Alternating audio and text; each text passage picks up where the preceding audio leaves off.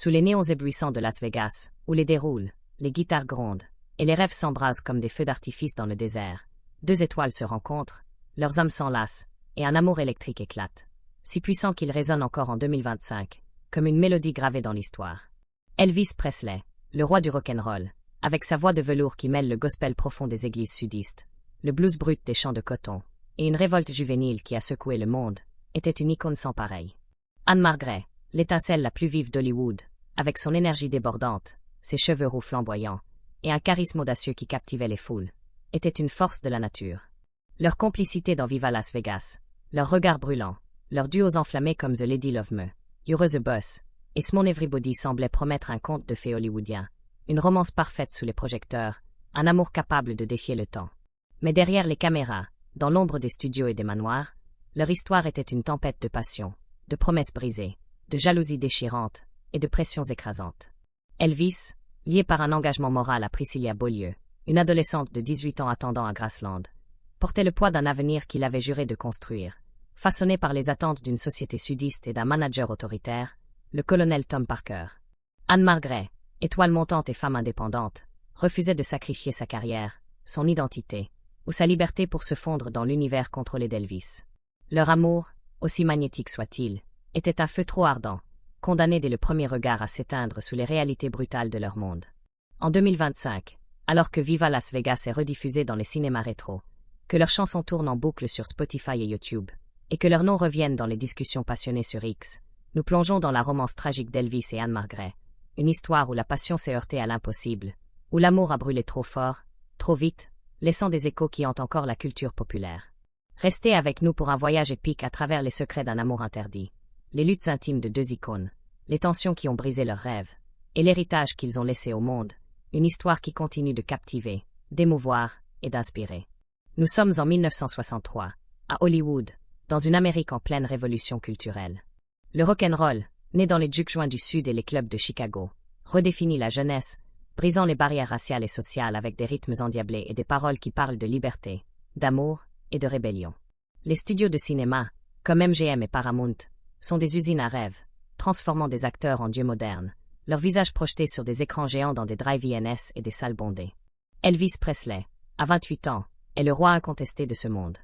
Né le 8 janvier 1935 à Tupelo, Mississippi, dans une maisonnette de 2 pièces sans eau courante, il a grandi dans la pauvreté, chantant des hymnes gospel dans des églises pentecôtistes pour échapper à la dureté du quotidien. Sa voix, un mélange envoûtant de ferveur spirituelle, de mélancolie blues et d'énergie brute, a conquis l'Amérique avec des tubes comme Hound Dog, Jealous Rock, Don't Be Cruel et Love Maître Tender.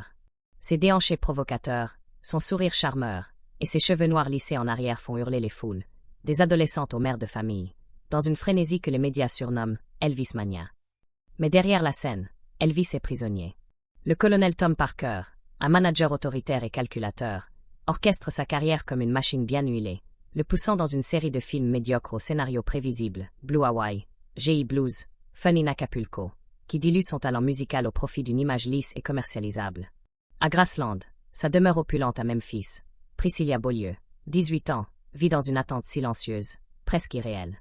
Rencontrée en 1959 en Allemagne, où Elvis servait dans l'armée, elle est la jeune fille qu'il a promis d'épouser, un engagement ancré dans les valeurs sudistes de loyauté, de devoir et de pureté. Leur relation, marquée par une différence d'âge controversée, elle avait 14 ans lors de leur rencontre, lui 24, est un mélange complexe de tendresse, de contrôle et d'idéalisation. Dans Elvis and Me, Priscilla décrira comment Elvis l'a façonnée comme une poupée vivante, dictant sa coiffure, son maquillage et même son comportement pour correspondre à son idéal féminin. Anne-Marie Gray Olson, née le 28 avril 1941 dans un village suédois isolé près du cercle polaire, est une étoile montante à Hollywood. Arrivée aux États-Unis à 5 ans, elle a grandi dans une ferme modeste de l'Illinois, dansant sur des parquets usés et chantant pour les voisins lors de fêtes communautaires. Son énergie débordante, sa voix vibrante et sa présence scénique audacieuse l'ont propulsée dans Bye Bye Birdie en 1963, où elle incarne Kim McCaffey, une adolescente pétillante qui vole la vedette à des acteurs chevronnés comme Dick Van Dyke. Danseuse accomplie, chanteuse talentueuse, actrice charismatique, Anne-Marie Gray est une force de la nature, mêlant une joie communicative à une ambition féroce. Contrairement aux starlettes d'Hollywood, elle ne joue pas les divas. Sa simplicité, héritée de ses racines suédoises, et son humour désarmant la rendent unique. J'étais une fille de la campagne, Élevé avec des valeurs de travail et d'honnêteté, dira-t-elle dans My Story. Mais je savais que je pouvais conquérir le monde si on me donnait une chance. Leur rencontre sur le tournage de Viva Las Vegas à l'été 1963 est un choc cosmique, un moment où le destin semble réaligner les étoiles. Les studios MGM, flairant une alchimie lucrative, orchestrent une présentation soigneusement chorégraphiée dans un studio baigné de soleil à Culver City. Elvis, en costume noir taillé sur mesure, dégage une aura de star sudiste, ses yeux bleus pétillants d'une curiosité contenue, un sourire en coin trahissant son assurance. Anne Margaret, en col roulé blanc immaculé, rayonne d'une élégance audacieuse, ses cheveux roux captant la lumière comme une flamme dansante, ses yeux verts pétillants d'une énergie irrépressible.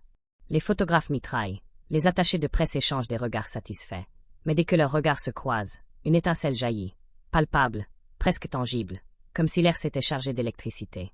Nous avons ressenti un courant, une électricité qui nous a traversés instantanément, écrira Anne Margaret dans My Story en 1994. C'était comme si nous nous connaissions depuis toujours.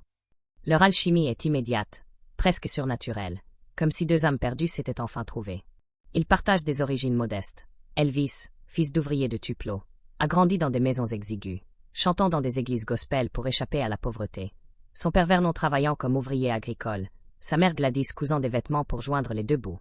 Anne Margaret, issue d'une famille suédoise immigrée, a dansé sur les parquets d'une ferme nordique, aidant sa mère à laver le linge dans des bassines en fer, rêvant de scènes plus grandes sous les aurores boréales. Tous deux timides hors des projecteurs, méfiant face aux inconnus, ils s'enflamment devant un public, devenant des forces magnétiques, plus grandes que nature, des icônes capables de transformer une salle en un tourbillon d'émotions.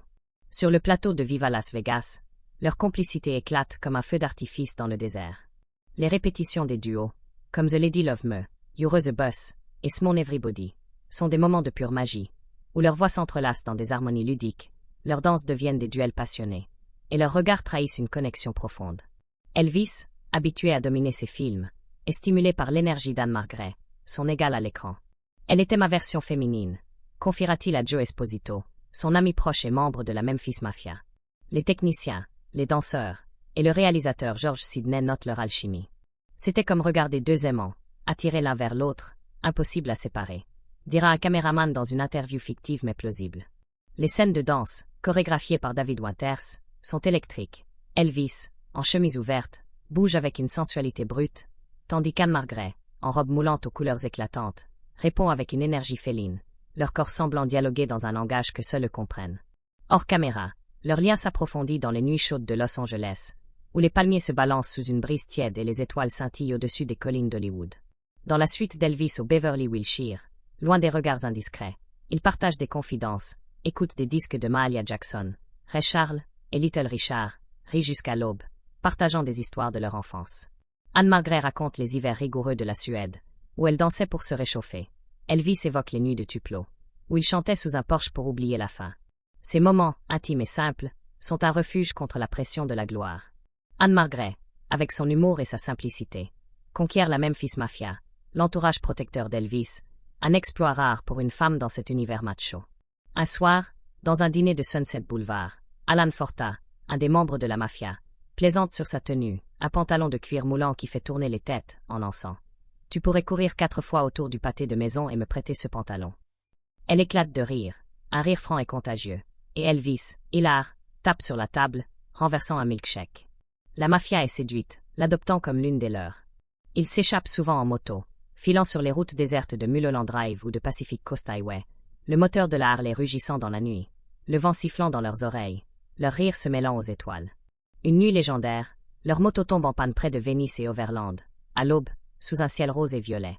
Sans argent liquide, ils rient avec un pompiste, échangeant des autographes griffonnés sur un bout de papier contre un plein d'essence, un moment de pure insouciance, comme si la célébrité n'existait pas. Ces escapades, ces instants volés, sont une bulle où ils peuvent être eux-mêmes, loin des caméras, des fans, et des attentes écrasantes. Mais leur amour est un feu dangereux, impossible à contenir, un brasier qui menace de tout consumeur. En 1964, lors de la première de Viva Las Vegas à Londres, Anne Margaret, interrogée par une presse britannique avide de scoop, laisse entendre une relation sérieuse avec Elvis. Sa franchise, naturelle et désarmante, déclenche une tempête médiatique. Les gros titres hurlent, Elvis et Anne Margaret fiancés.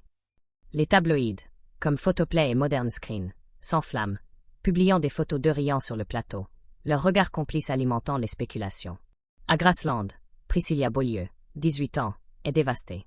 Dans Elvis and Me, elle raconte sa fureur, brisant un vase en porcelaine contre un mur de la salle à manger, hurlant sa douleur et exigeant la vérité d'Elvis lors d'un appel transatlantique. « Comment oses-tu » crie-t-elle, sa voix tremblante de colère et de larmes.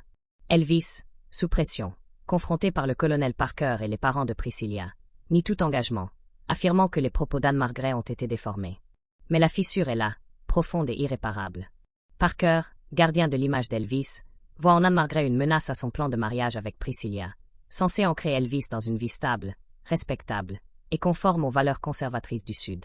Il rappelle à Elvis ses promesses, son devoir envers Priscilla et sa famille, et l'importance de maintenir une image de star, propre, pour ses fans et ses sponsors.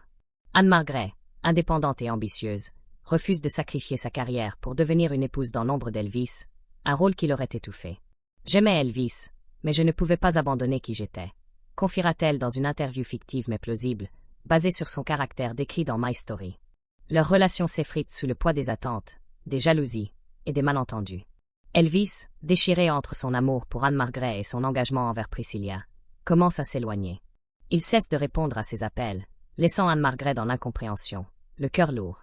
Un télégramme, portant les mots « I don't understand », envoyé depuis son hôtel à Londres, reste sans réponse, un cri silencieux dans le vide. Anne-Margret Gray, croisant des membres de la Memphis Mafia sur Sunset Boulevard, demande des explications, mais n'obtient qu'une réponse vague.